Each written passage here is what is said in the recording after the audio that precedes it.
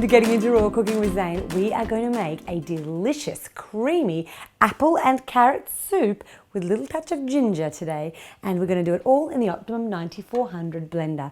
It is such an easy recipe, but the reason why I've chosen it is I get loads of questions about blending things like apple and carrot that are hard.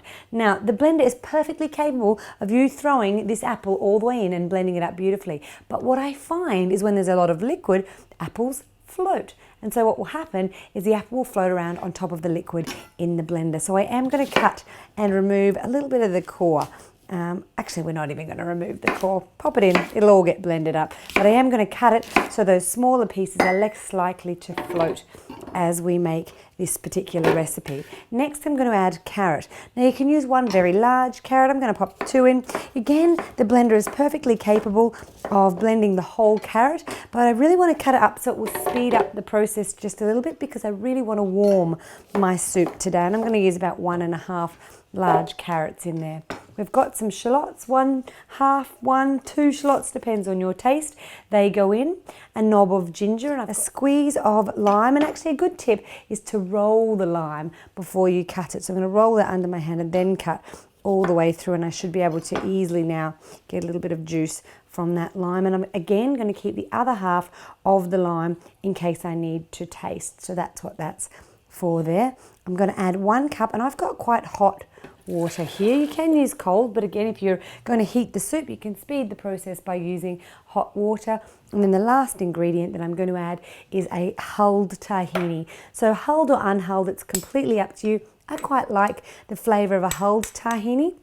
And I love tahini altogether, especially for those vegans and vegetarians out there that don't consume milk. Then this is a great way of getting your calcium. And don't get me started on milk, but milk is most definitely not the way to get any calcium into your body. And long term, you can actually leach calcium from the bones because it's so acidic. So then we just simply place the blender onto the base right here, put the lid straight on top. You will definitely need the tamper to get started, but keep the lid plug on hand to make sure that if the soup is going beautifully, you can take the tamper out and put the lid plug back in. It's not a great idea to leave your tamper in the jug while it's blending steadily. It's a good idea to remove it and put the lid plug right in. Turn the blender on, making sure that it's on low to start. Turn it up to high, take the tamper out, put the lid plug in and wait till it's warm.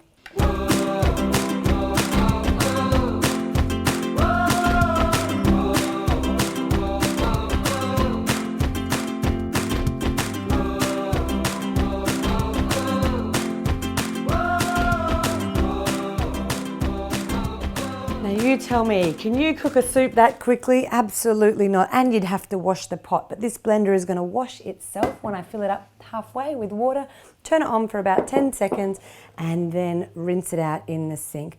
And here is my delicious, creamy carrot and apple soup.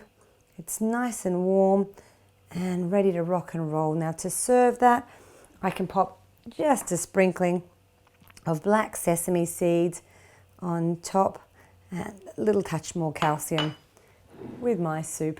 Delicious, tasty, fast, easy, and you can see we can blend the hardest of ingredients in just a few minutes in the Optimum 9400 blender. If you'd like one, pop down to the description below, and if you like this particular recipe, make sure that you subscribe to the Foodie TV channel. There's heaps more recipes to come. Ciao for now.